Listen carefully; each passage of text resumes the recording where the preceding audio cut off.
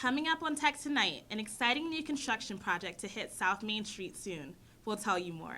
And Wake County deals with the tragedy of losing a teenage girl. Find out the details next.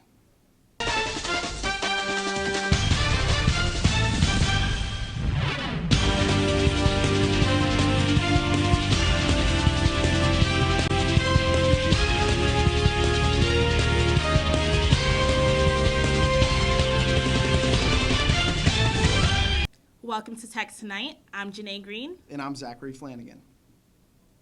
March is Women's History Month, and the Clothesline Project has been a tradition at Virginia Tech for many years during that time. The project started at Tech in 1994 as an effort to help raise awareness of violence against women. During their time in college, 1 in 4 women will become a victim of abuse, and Women's Space helps to bring light to how our society can take action. So we are working with our community, with other women who feel passionately about the organization to end what is shockingly common. Women who have been victims of violence can visit the Women's Center and decorate shirts to tell their story. Family members and friends can also decorate shirts for those that they have lost to violence. Susan Anderson, a math professor and the coordinator of the Clothesline Project at Tech, explains what each shirt color represents. White is for people who have been killed due to violence, and so friends and family members make those shirts. The other shirts are made by survivors. Yellow shirts stand for assault, non-sexual assault. Red or pink, sexual assault. Green, childhood, sexual abuse or incest. Blue also is for incest. Each shirt on the line represents a story and symbolizes women standing side by side to stand up to women's violence. If you missed the Clothesline Project, the Women's Center displays the shirts every semester. The old Blacksburg Middle School property on South Main Street now sits empty, but a handful of developers want to change that. What's been billed as the greatest development to hit Blacksburg in years may be one step closer to actually happening. Developer and attorney Jim Cohen stood before the Montgomery County Board of Supervisors on Monday and spoke about the long delays in developing what's being called Midtown Village. Cohen showed a series of PowerPoint slides that include townhomes, condominiums, and something called flexed housing aimed at the everyday workforce. There are even plans for a hotel and fitness center. Blacksburg officials uploaded a rezoning application Monday night. A 14-year-old girl from Wake County was killed last Monday morning after a car hit her while she was trying to board her school bus. The teen died on the scene. The identity of the girl has yet to be released, but officials say the teen went to Gardner Magnet High School. The driver of the vehicle is expected to have no charges filed against them, as officials say the bus's yellow lights were flashing and not red. There is currently a crisis response team at the school to provide counseling for affected individuals. If you want to head off campus for a shopping trip, most head to Roanoke's Valley View Mall for some retail relief. However, the journey getting to the mall may get a little easier depending on whom you ask. New plans to complete the Interstate 581 Valley View Boulevard interchange are moving forward. Monday, the Virginia Department of Transportation announced that it awarded the nearly $39 million contract to Lane Construction Corporation. The project will include building an off-ramp from southbound Interstate 581 onto Valley View Boulevard and an on-ramp from Valley View Boulevard onto northbound Interstate 581. Construction could begin as early as the fall, and the work should be completed in 2016. A correctional officer at the Danville Adult Correctional Facility has been arrested after it was discovered he brought drugs into the jail. Urza Lamont Price of Danville has been charged with possession of marijuana in the facility with intent to distribute. Supervisory staff suspected Price of bringing illegal substances into the facility and contacted the Danville police. More charges are expected to follow. Price is currently being held on a $7,500 bond and is on administrative leave pending his termination. Coming up, Katie Lipinski brings you your news around Virginia Tech.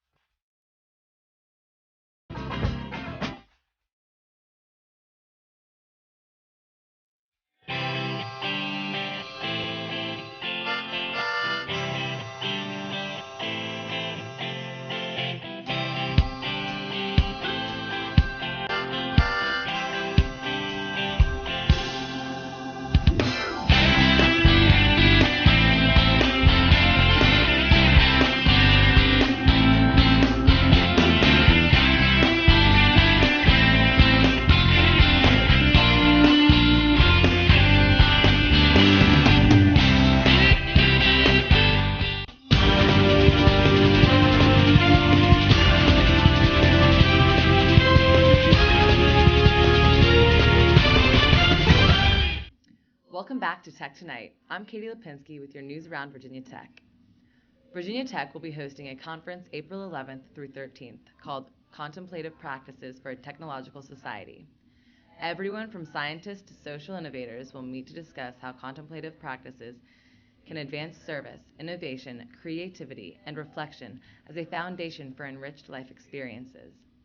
The conference will include keynote lectures, practice sessions, presentations, and roundtable discussions, as well as a form of appreciative inquiry led by a team of experienced physician facilitators from the University of Virginia. The pre-conference open house and reception will feature a showcase of technology demos and technology-driven art installations focusing on contemplative practices. 8 Virginia Tech students will present their undergraduate research at the 8th annual ACC Meeting of the Minds Conference. The conference is being hosted this year at Wake Forest University, April 4th through 6th. Collaboration is the goal for the ACC event, and each of the 12 member schools will send students. Selection at Virginia Tech was competitive, and the selected students include Catherine Battle, Kenneth Black, Caitlin Griffin, Carolyn Hughes, William Klima, Andrea Ledesma, Queen Liu, and Lauren Withers. The annual conference is an opportunity for universities in the ACC to highlight the diversity of research work being done by undergraduates and for students to share their work with peers. Virginia Tech is one step closer to new genetic strategies aimed at disrupting the transmission of diseases such as dengue fever. VT researchers successfully used a gene disruption technique to change the eye color of a mosquito, the critical step. Associate professors of entomology, Zack Edelman and Kevin Miles, study the transmission of vector-borne diseases and develop new methods of control based on genetics.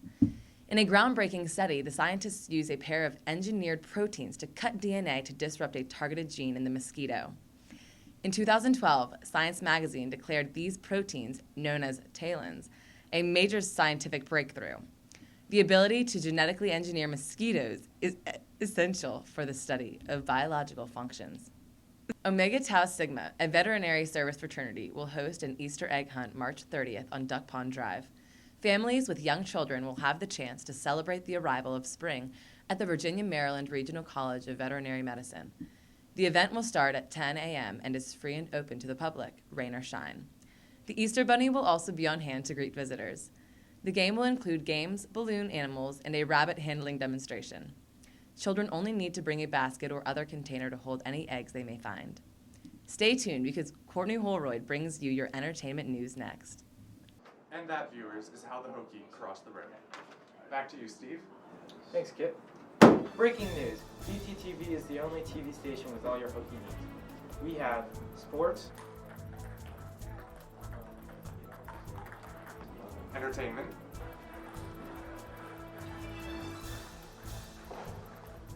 and news. Tune in to VTTV on Channel 33. television for students, by students.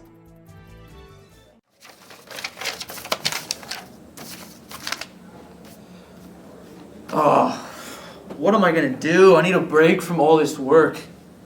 I really want to find stuff about like sports around campus. What am I gonna do? There's no.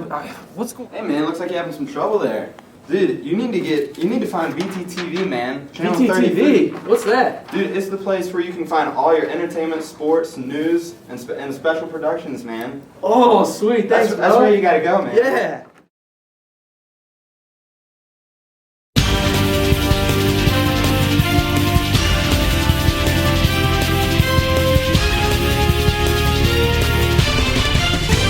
Welcome back. I'm Courtney Holroyd with your entertainment news.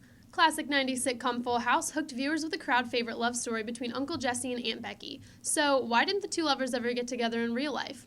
In a recent interview with HuffPost Live, Lori Loughlin opens up about her on-screen romance with every woman's dream guy, John Stamos. The 48-year-old says, quote, "I was actually married at the time that I was doing the show, and then I got divorced. And while I got divorced, John was getting married. Our timing was just really off. I guess real-life true love just wasn't in the cards for this fake perfect couple. I'll never understand why Loughlin didn't try to make it something more, but hey, we all have our regrets." Baywatch babe Pamela Anderson is reportedly selling her Malibu beach house for a cool $7.75 million. Good luck finding a buyer for that price in this economy, Pam. The posh beach palace is located only a block from the Pacific Ocean. Why spend $8 million and have a house right on the water when you can spend $7.75 and buy one a block away? With 5 bedrooms, 3 baths, a top-of-the-line home theater, and a black baby grand piano, this house is sure to have everything the buyer could ever want or need. If I were paid millions of dollars to look good in a one-piece, I'd probably buy a ridiculously over-the-top house like this as well. Hope it sells. Another Beyoncé sighting. Finally, the world has something to talk about again. Queen Beyoncé took her 14-month-old daughter Blue Ivy on an outing in Brooklyn Sunday. The dynamic duo ate at Buttermilk Channel restaurant, sans superstar dad Jay-Z. Hope their marriage isn't on the rocks. Beyoncé donned a black hoodie and dark sunglasses to disguise her famous face, and the sleeping Blue Ivy wore baby Tims in camouflage. What style? Beast said last month, "When I wake up in the morning, the best thing in the world is seeing her face. What a special mother-daughter bond. Wishing you great motherhood, Beyoncé." Reality starlet Kim Kardashian stepped out Monday morning looking short and squat thanks to her latest accessory, flats. The famously pregnant Kim probably blames her new round body for her changing wardrobe. Reports of a miscarriage scare and orders to take it easy have the public wondering if that is the reason for her unlikely choice. Kardashian tweeted, "I never thought I would ever say this, but I'm wearing flats today." Kim is expecting a baby with boyfriend Kanye West in July, so let's hope she doesn't take a tumble anytime soon. Good luck practicing your balancing act, Kim. Coming up, find out why construction at Virginia Tech is about to increase yet again.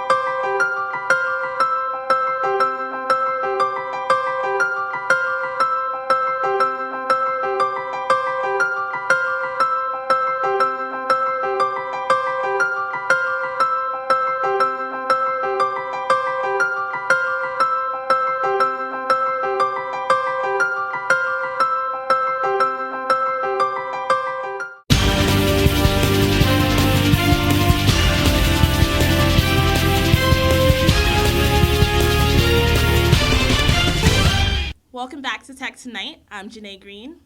The students of Virginia Tech are no strangers to construction on campus. From the renovations at McComas Hall to the new Liberal Arts Center, buildings are growing everywhere.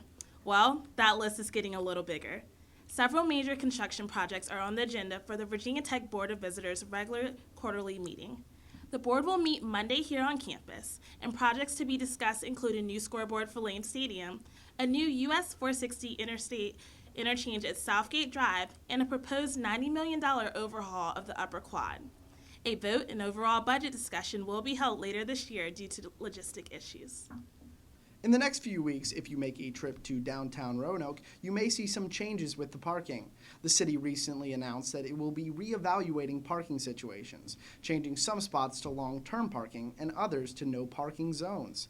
While the city plans to emphasize parking structures downtown, it is also planning to experiment with meters. The experiments will begin later on this year. Coming up, Monica Puckett brings you this week's sports headlines.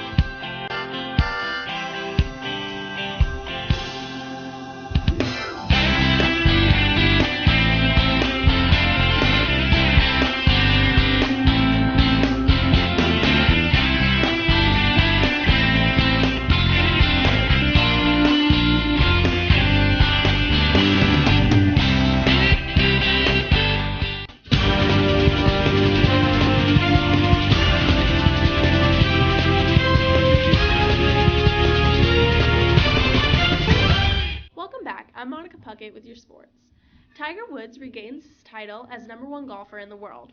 Woods won the Arnold Palmer Invitational Monday for the 8th time, tying a PGA Tour record. He closed the match with a 2-under-70 for a two-shot win over Justin Rose. This win leads Woods back to the top of the world rankings for the first time since October 2010. In the longest dry spell of his career, Woods' ranking fell as low as number 58 in the world while he dealt with his personal life. Next, Tiger will try to break his drought at the Masters. Brian Cashman, the general manager for the New York Yankees, says he doesn't anticipate Derek Jeter starting this season on the roster. This will be the first time in 12 years the Yankees didn't open a season with Jeter at shortstop. Jeter was experiencing stiffness and soreness in his left ankle before a game this past Tuesday. He has taken a cortisone shot for relief. The Yankees have decided to play him in the minor league games for the rest of spring training. If and when Jeter is officially moved to the disabled list, April 6th will be the earliest he could play a major league. Eduardo Nunez is likely to start as shortstop for the Yankees in their opening game against the Boston Red Sox on April 1st. Boston Celtics center Kevin Garnett is likely to be out for the next 2 weeks due to injury. Garnett is battling inflammation in his left ankle. Officials believe it happened during the New Orleans game last Wednesday and then worsened when he played on it in Dallas. When asked about a recovery time, the Boston Celtics president of basketball operations says, quote, "I'll guess 2 weeks, just because we want to make sure he's really ready." The Costa Rican Soccer Federation is protesting to replay the United States after their 1-0 loss in the World Cup qualifier. The match was played during a snowstorm on Friday, March 22nd. The unfavorable conditions were addressed before and during the game. FIFA is currently studying the protest. Stay tuned because Rachel Sines brings you this week's national headlines next.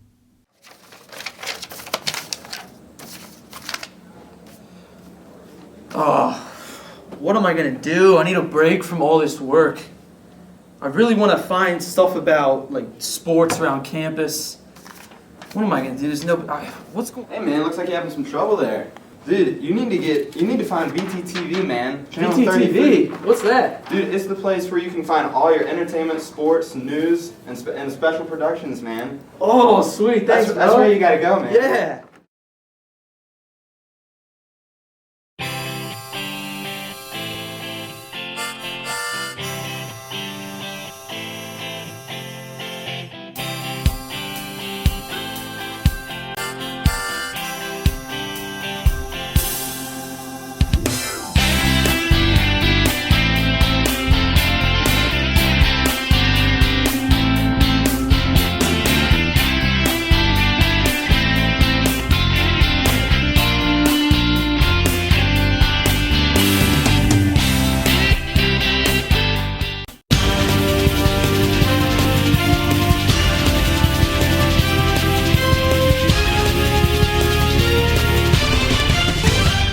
Welcome back. I'm Rachel Sines with this week's national headlines. 2 teenage boys appeared in a Georgia court Monday for the accused murder of a child. 17-year-old DeMarquise Elkins and an unnamed 15-year-old are accused of shooting a baby after his mother claimed to have no money during an attempted robbery. Last week, Sherry West, the mother of the infant, was walking home from the post office when 2 teenagers came up to her demanding money. After responding that she had none, one of the boys shot her in the leg and killed the child. It is uncertain as to whether the 15-year-old will be charged as an adult, but the investigation is still ongoing. West says she wants, quote, "a life for a life." The Colorado Department of Corrections Executive Director Tom Clements was gunned down and killed last week outside his home in the town of Monument. Authorities say before this shocking event, Evan Ebel, the suspected killer in this murder, gunned down a pizza delivery driver in Golden, Colorado. Ebel was a white supremacist gang member who had previous connections with Clements. After the shooting of Clements, Ebel drove to Texas where he shot a police officer during a routine traffic stop. After a high-speed chase over 100 miles per hour, Ebel crashed his black Cadillac into an 18-wheeler. After crawling out of his car, Ebel fired at police, who returned fire and killed him. Authorities found a 9mm gun and a pizza delivery uniform in the car. An investigation is underway for more details about Ebel's motives. The first day of spring was last week, but the weather definitely doesn't show it. On Monday, about a dozen states from Missouri down to Tennessee were under a winter weather advisory, including our area in Virginia. St. Louis, Missouri reached record-level amounts of snow on Sunday, having more than a foot of the fluffy white stuff covering the ground. The Virginia area received about 4 inches. Because of the spring wonderland, many flights were either canceled or delayed nationwide, and plenty of children were out of school. Puxatawny Phil claimed we'd have an early spring this year. Maybe he'll have better luck next time. The winner of the 4th largest Powerball in history has been found in New Jersey. On Saturday, the $338 million numbers were called: 17, 29, 31, 52, 53, and then the Powerball 31. The winning ticket was purchased at Eagle Liquors, the home of several winning tickets in the past. The owner of the liquor store says this is the largest jackpot they've sold the winning ticket for, and the winner's name still remains anonymous. Thank you, Rachel. Wow, this weather is really crazy. Yeah, I'm absolutely so tired of being cold. I just can't stand it anymore. It's just been, it's kind of like the snow shower. It just kind of like blows sideways. It's just awful. I think spring break was a really big tease because I come back from the beach and now I'm here with a bunch of snow. Oh, so. yeah. One day of 75 and that was it. Exactly. Well, that's it for Tech Tonight. I'm Janae Green. I'm Zachary Flanagan. And I'm Rachel Sines. Thanks for watching, and be sure to tune in next week.